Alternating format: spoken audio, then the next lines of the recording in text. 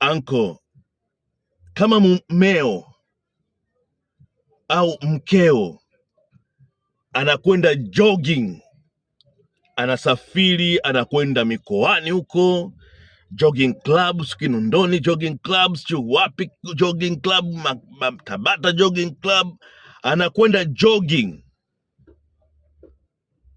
basi anko, ujue wanambenjukia, wanammega anko. 80% ya wanaokwenda jogging.